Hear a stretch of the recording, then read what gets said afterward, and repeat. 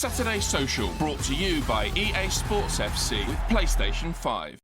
Welcome back to Saturday Social. Joining us on the show this week, we've got Loz and victorious in the closest ball knowledge ever, Flex. Very epic encounter that. Good knowledge, I will say, from both of you. Yes. Both did very well. Right, Joe, it is transfer season. We've got two knowledgeable guests on the show. What's the plan for this part? Yeah, we've just started the year, haven't we? So today we are going to be doing some predictions for every single club's 2024. So calendar year. OK. So 2024, we got first. And 60 seconds to answer each. I want to hear from both of you. We're going alphabetical order. First up, Arsenal. The question we're asking you with regards to predicting 2024 is, will Arsenal end the year without a trophy? Loz? It's a good question. I think in terms of the Premier League, it's a three-horse race. Obviously, Jurgen's Liverpool, Pep's Man City and Arteta's Arsenal. But I think in the Champions League, there's a sneaky, hey, could we do something here? So actually, the Champions League is what I would put them forward for. Also, because I want Liverpool to win the league. But on the other side of that... Will they, off the fence? Will they? Yes. They will win the Champions League this season. Wow, that is absolutely... Arsenal will have a season of having no trophies. They've put up a nice, cute fight last year to Pep. Yeah, it was cute. But this season, the Champions League's the best chance they've got at silver. I know they are technically still in the title... Not technically, they are in the title race, but City will blow them away. And I think they can get far in Champions League. You know, Inter Milan got to the final last year. If you're on the right side of the draw, it can happen. But ultimately... they are not going to win the Champions League. Favourable draw, mate. I feel like Arsenal, actually, if they go down the right side, there's not many teams that they can't put up a fight against. Yeah, I think Arsenal could go very deep in the Champions League as well. OK, let's do number 2. This is Aston Villa. We're going to be talking about Unai Emery here. So will Unai Emery win Premier League Manager of the Season? Will he win the Premier League Manager of the Season? No, he won't, because Pep will probably just win the league and win other things as well, and then it would just always be Pep. But he should be a lot more talked about as to the job that he's doing at Aston Villa, because he's been absolutely fantastic. And actually, if certain teams lose their managers, I know Liverpool are at the end of the season, who knows what happens at Manchester United, Unai Emery might not even be at Villa next season. Wow. Oof. Controversial. I think it's a bit like the Oscars, this one. We know now who's going to be the Premier League Manager of the season, down to the fact they want to pay tribute for the greatest. You think it's nailed on to be Jurgen? I think so. Just even if he loses every game between now and the end of the season, Jurgen Klopp will be named as Manager of the season in the Premier League. Just because of sheer status and the magnitude of what he's done. It's, you know, not everyone wins the Oscar for the film that is the best, but this is... Surely he has to win the league for that to be the case. He's not going to get it off sentiment. He's not going to get a pity one, is he? No, it's not on pity, mate. No one pities Liverpool and Jurgen Klopp, but modern football's just too, oh, did you win this? Did you win that? He's just leaving and having a great time. Can we not just celebrate that? OK, that is the minute gone. We've got to move on to Bournemouth, because this one, again, talking about another manager who's doing really well. Is Iraola becoming the most underrated manager in the Premier League? Loz? I'll reference, actually, the previous manager that we were just talking about there, Unai Emery. I think he's hugely underrated in the Premier League. I know a lot of people are now maybe giving him a bit of credit, but I think he deserves even more credit than he already has. It's difficult when you do underrated, overrated, because who are we judging that on? Yeah. Aston Villa fans overall in the league. He's had a really good run recently, and they were the form team up until the point where they played Liverpool. But I think to an extent that burst that bubble. Unai Emery is putting together something which feels like a sustainable long-term option for Aston Villa. Well, they've been good. And I think Unai Emery still goes under that radar. Only 2 losses in their last 10, though, and they were to Liverpool and Spurs. Yeah, it's in fantastic form. But, you know, I saw everyone saying that Gary O'Neill was going to get relegated with Wolves. And everyone was sort of looking at him. I'm looking at him as one of the most underrated managers in the league as well. No one's singing his trumpet. So I think it's early days to say... Singing his trumpet. Sorry. There's one thing I love doing. It's singing my trumpet. That's how good Gary O'Neill is. Yeah. Probably could sing a trumpet. Alex, I'm not going to let you finish your sentence. For your sake, we'll move on. Yeah. Gary O'Neill's gutted. If you're watching, Gary. Should we do the next one? It is Brentford. And we're going to be talking about Ivan Toney here, aren't we? Yeah, we are. So will they be able to keep hold of him in 2024? Nope. Absolutely not. Very certain of that. Absolutely. Yeah, they won't. I think there's an understanding and the right understanding that it should get to the summer. He's going to help Brentford stay in the league, which he's going to do. He's already come back and scored a goal straight away and had an influential part in that game. He's going to keep scoring to the end of it, and I believe he will get the move that he desires, and the move that actually is going to give Brentford an awful lot of money so that they can rebuild their squad and all parties walk away very happy. Where do you agree or disagree, Loz? Yeah, it's hard point. Where does he go? It's hard to disagree with that. I think, considering the way that they structured the Raya deal with Arsenal, there's possibly looking at that rather than like a massive transfer up front. That doesn't really suit Brentford at that point. It's not like they want him off the books. He's a great player that they want. He'll only have a year left in his contract come the summer. Yeah. So they have to cash in, would be the point here. But FFP should be the thing that limits them.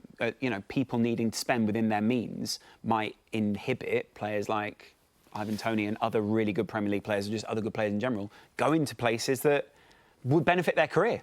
OK, Brighton next up. And the question we're asking is, will Brighton win the Europa League this season? Loz, your thoughts? Obviously, you're a Liverpool fan. Liverpool's still in it. Yeah, I feel like between now and the end of the season, there are all these the 30 whatever games that Klopp's got left. Surely, to complete that trophy haul, Jurgen Klopp will have to go out there and win the Europa League. I know that seems fairly biased. Unless his successor knocks him out. Bayer Leverkusen's still in it. Yeah, you got the likes of Liverpool, Leverkusen, Galatasaray, Milan, Benfica. Who do you think wins the Europa League, Flex? Liverpool. I thought it would be Liverpool before this news, and now I feel sorry for anyone who has to come up against Liverpool in big, meaningful games, because I think they're going to be a beast that can't be matched in these last few games, in the last games for Klopp towards the end of the season. So, no, Brighton won't win the Europa League, but my gosh, what a job De Zerbi's done in their first season in Europe. They're scoring goals. They've got out their group quite comfortably. They're doing absolutely unbelievably well. Yeah, tough group as well. Marseille, Ajax, and AEK. Yeah, isn't it? Yeah, important point the Flex made there as well. How well they've done in their season and how well De Zerbi's doing. I totally agree with that. Yeah, absolutely right. Let's do Burnley next, and this is about Vincent Kompany. Will Vincent Kompany keep Burnley in the Premier League? No, I don't think he will. He's obviously trying to stay true to his principles, which I respect. They just can't get it right. They just don't have enough. It's just as simple as that. They're just not good enough, I think, to stay in this league, along with, obviously, Sheffield United. I think Luton will probably end up being there. I think Sean Dyche will be OK. I think Thomas Frank will move away from that area. So, no, I don't think they will. I just don't think they have enough quality to get it done. We'll come on some of those other teams, as you say, because we're doing every team here. But focusing solely on Burnley, do you agree with that? Do you think... It's a tricky one. You could argue that if a team is going to click and they've got a coach who's capable of making them click, then it would be Vincent Kompany. But again, you go back to the quality point. Even then, you do wonder if, with sticking to your principles, all this kind of thing... He's trying to play the right way, though, isn't he? That's it. That doesn't keep you in the league, though. Yeah. As much as people might enjoy watching him, they're darlings of the Premier League, people enjoy watching that style of football, it's hard to see them staying up with sticking to it. OK, there we go. That's thoughts on Burnley. Let's go to Chelsea now. This is one I'm going to come straight to Flex on, because we're saying, will Chelsea finish above Man United this season? They are 1 point behind Man United currently in 8th. Flex, thoughts? Maybe. I don't know. No. Off the fence, come on. No, they're not. Mate. No, they're not. I've spent a lot of time laughing at Chelsea this season, saying that they're way worse than us. Then I had a look at the table and thought, actually, we're allies. But now I'm back off that now. I've got to fight for something towards for the rest of the season. I'm not going to sort of be soft and say that Chelsea are going to finish above us. We've got players coming back off injury, and Eric's going to get it right to the fact that we finish higher than Chelsea. Who finishes higher, Loz? I don't want to maybe Chelsea or Man United for you. I'm a big Pochettino proponent. I think Chelsea turn this year, and they're in one final.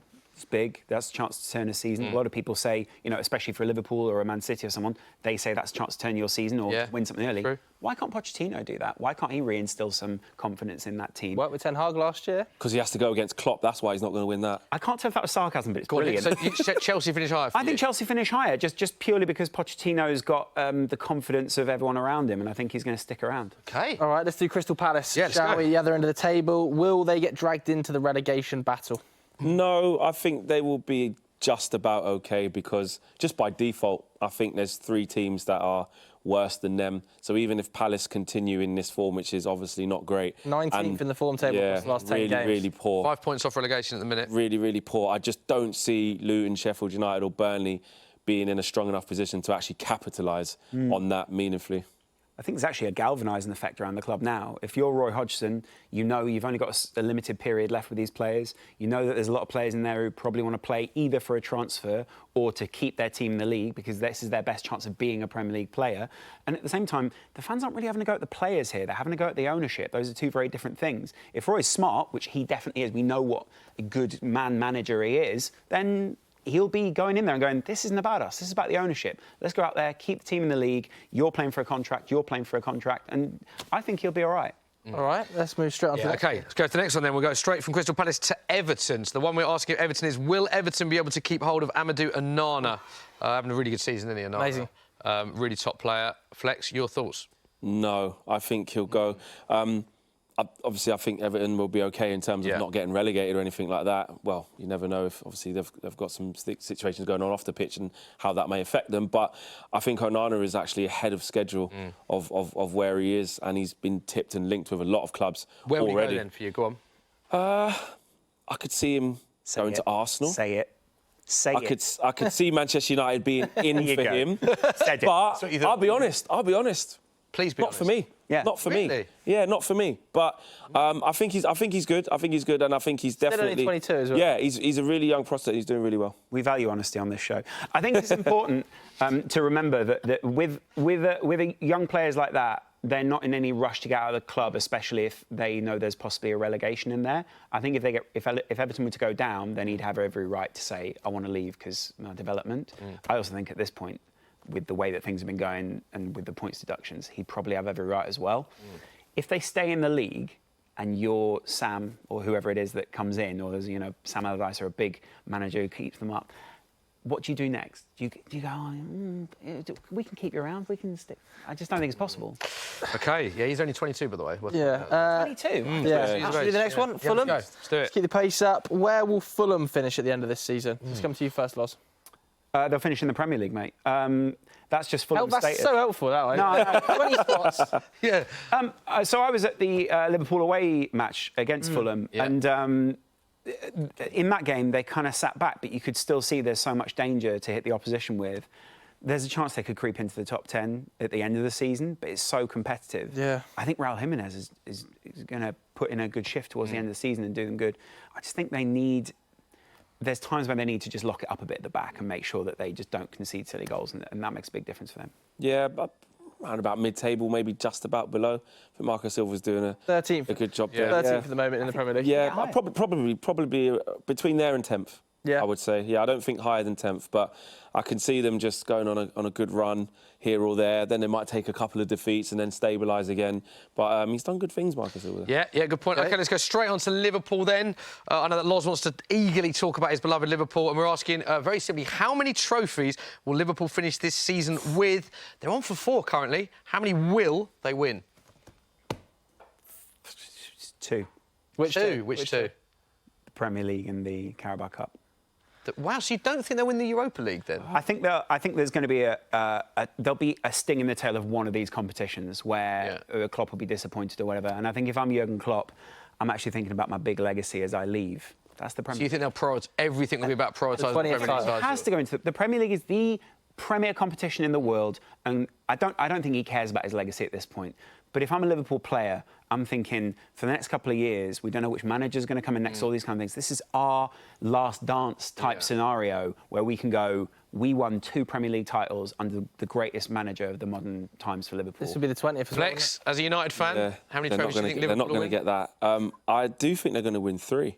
Which 3? I think they're going to win the Europa League, the Carabao Cup, and I think they're going to be a force in the FA Cup. Going to be a force in the FA Cup. Yeah, as in, and they don't well, I win think they're the going to win Premier it. I think they're going to win it. They don't win the Premier League for you? No, they don't win the Premier League for me. I think they'll come up against maybe a City or something in the FA Cup, and again, what's riding on it in his last season. Can't even say it, can he? He can't go, I think City win it. He goes, it's like weather to him. It might be sunny. 4th in a row or 20th is a disaster. Isn't it? Either way. OK, let's go to Luton at the bottom of the league. Are Luton the best equipped to avoid the drop? Out of the newly promoted teams, I'll say yes. I think you spoke about sort of how Vincent Kompany plays, and that's probably not synonymous with a relegation battle. The way Luton play and how competitive they are in the games, going toe-to-toe with actually some of the best teams, and then when they play some of the teams around them, they're sort of nicking it as well. I actually think that suits what their objective is way more than Sheffield United, who I think are really, really struggling, will probably finish bottom, and way more than Burnley. So, yeah, I do think they've got enough with what they've got. Did you say best equipped? Was that Of the newly promoted sides. Do you know what makes them really well equipped? It's that away trip. Yeah, Kenilworth. Horrible. Yeah. Horrible ground. Like, it's amazing if you're a Luton fan. Yeah. All the big teams have struggled there. Yeah, I've been there a couple of times throughout the times they've been coming through the leagues. The atmosphere hasn't changed, the people haven't changed. That's exactly great what for the league, want though, to isn't it? It's brilliant for the league. And I think a lot of the times that sort of thing goes underestimated because a lot of modern grounds are just modern grounds to people. But going to Luton, it's like a really claustrophobic atmosphere.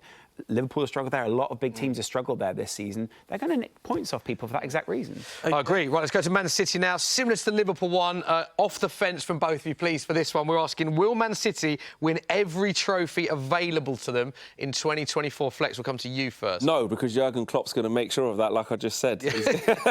But honestly, one of the things I said, as soon as they won the treble last season, I said, the thing that sickens me most is that can easily win the treble again this season. I said that then. But I think Jurgen Klopp's going to put a stop to that. But How many will they win then? Go on. They're going to win the Premier League. Yeah. And they're going to win... No, they're just going to win the Premier League. Not the Champions League, not the FA Cup, just the Premier League for you? The reason Pep Guardiola looked so happy yesterday when paying tribute to Jurgen Klopp in that press conference was because he knows it clears a huge lane in winning trophies. And I think this season Man City will go trophyless because of Jurgen Klopp and Mikel Arteta. Boom, I said it. Wow. Trophyless. Trophyless. Yeah, you don't want controversy. You invite the king. It's, he did say, didn't he, Pep, in the interview that we did with him, his toughest ever manager, and he thought he might give a few. He said yesterday, Jurgen Klopp, didn't he? He said Jurgen Klopp, he goes, whenever we face him, he's just been just an amazing... He said yesterday he'd be sleeping easier without Jurgen Klopp. Maybe he'll sign a new contract. So. Wow. Who's the manager who's taken the most wins against Pep Guardiola? Jurgen, I believe. He knows the answer. All right, let's go to Man United. Talking about managers potentially as well, but we're talking about Ineos 2 on this one. Will Sir Jim Ratcliffe turn Man United into title contenders? Lots of talk about that takeover at the moment. Lots of changes going on. What does it mean for him in 2024? Within the calendar year, I don't think we'll be title challengers. I think that step's too unrealistic with the changes that need to be made. The first month of Sir Jim Ratcliffe has been fantastic in terms of being front of house, being present, being vocal with fans, being at the games, and most importantly, going to get a CEO out the blue that we really didn't see at Coop coming. Still got to get a sporting director, still got to get head of recruitment, still so much to change. So I don't think we get to the summer and all of that's so perfect that by the time it gets to December, we're in a title race. But football was a funny game.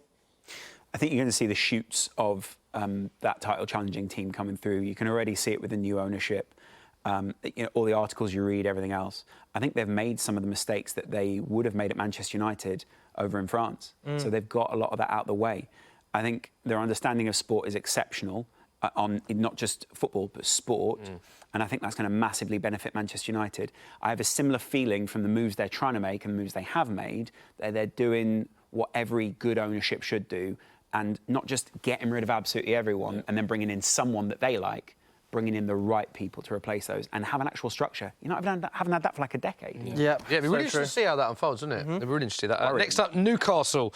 Don't forget, we're in alphabetical order. So Newcastle next. We're saying, will Newcastle be forced to sell to balance the book? So we saw a lot of players linked, the likes of Trippier, the likes of Callum Wilson as well. But Alexander Isak. Exactly, yeah. But do you think they will be forced to sell or not? I think they will lose. I think they will lose one or two. I do. I think actually they're a victim of their own success. I think because they've probably got too good too quickly in terms of versus the resources that they have and the revenue they generate, it's left them in this position whereby they've got to balance the book with PSR. So I know it can be seen as quite worrying times for Newcastle fans because of that, but actually it's probably a natural succession for the ceiling that they've reached really, really quickly. And I think they've got the right people in there to circumnavigate that in the right way. So, yeah, but I think they will have a few casualties for that. Do you agree or disagree with Flex? I agree, but I've got kind of a theory about it. A lot of clubs this season are close to the line in terms of what they're spending. We saw Arsenal have to try and work out how to get a goalkeeper and those kind of things. Not everyone comes out and says, it's really tricky financially for us right now. A lot of people have to sell to buy. And, teams have won the Premier League doing it. Newcastle have done it because I think Newcastle are stepping into rooms and people are going, it's Newcastle United. 150 mil then. And I think now they can go out there and go to everyone, oh, tricky out there. We got a cap in hand. Do you think we could get him for 50? We'll see. I think that's where they've been really smart, because people have just been trying to rip them off. I'd love it if that was how it worked. They just that straightforward. Yeah. Staveley is watching right now. Not sure that's exactly how it works. But, She just pointed at the screen and went, he's onto us. Let's go to Nottingham Forest. Yeah. Shall we talk about Morgan Gibbs-White? Is he still going to be there next season? Yeah, it's a weird one, this. I don't see too many places he can go in the Premier League, especially... Big United fan. Big United. Yeah. Is he? But no, I can't see it. But I actually thought of a bit more of a rogue one. I think he could end up at like just like Atletico Madrid or that.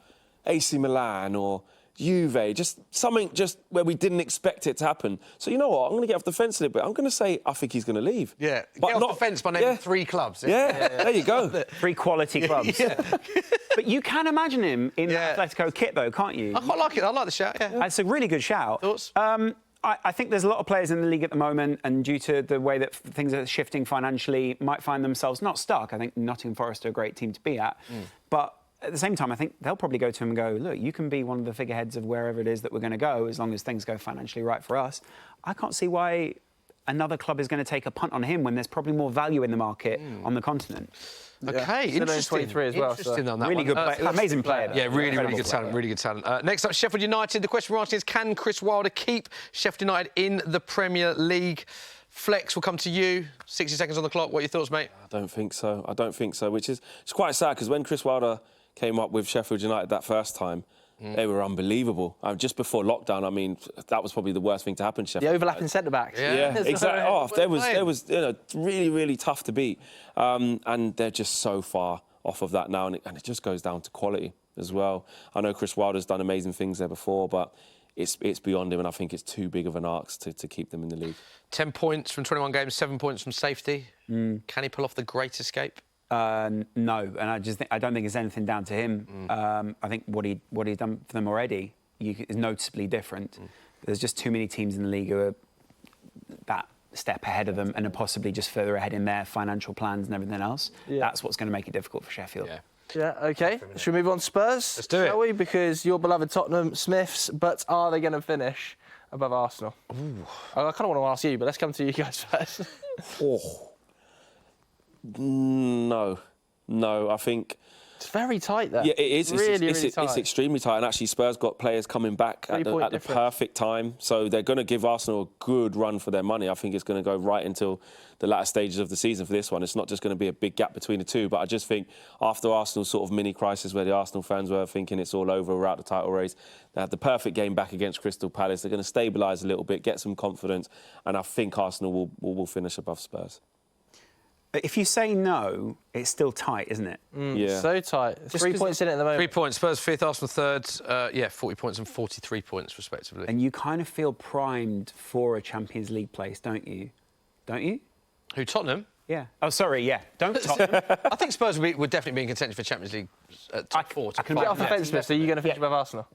I did well in our pre-season predictions. I predicted Arsenal would finish higher than Tottenham at the start of the season. Wow, So that's you're sticking with that? I think it'll be very close, but I think both will finish in top 4. Splinters. Absolutely. I think both will finish in top 4. Well, if you're encouraging us and then you sit there and say that. I think Arsenal will finish above you. Yeah, I think probably they will. It's hard not to see that. It's hard not to say that, but hopefully Spurs managed to pull off a great end to the season. Next up, West Ham. This is a really good one. I like this one. Not that I didn't like the others, but I like this. Will joining West Ham get Calvin Phillips a seat on the plane to Euro 2024? Loz, what are your thoughts? It only ensures even more that he is on that plane. I think Gareth Southgate probably already has a really good idea of who he wants to be in that squad. He's probably told Calvin, look, you need to just go and get another club, because Calvin felt a little bit resistant to moving to certain clubs in the summer. Not that he thinks he's too good or anything. He's a really great character. He's someone who'd be valuable to any Premier League team. That's exactly why Gareth Southgate wants him on that plane. He's adaptable. He's exactly the kind of player that you want in your squad. And he's also under a manager who Gareth Southgate quite likes. I sat in front of Gareth Southgate and David Moyes at Chelsea not long ago.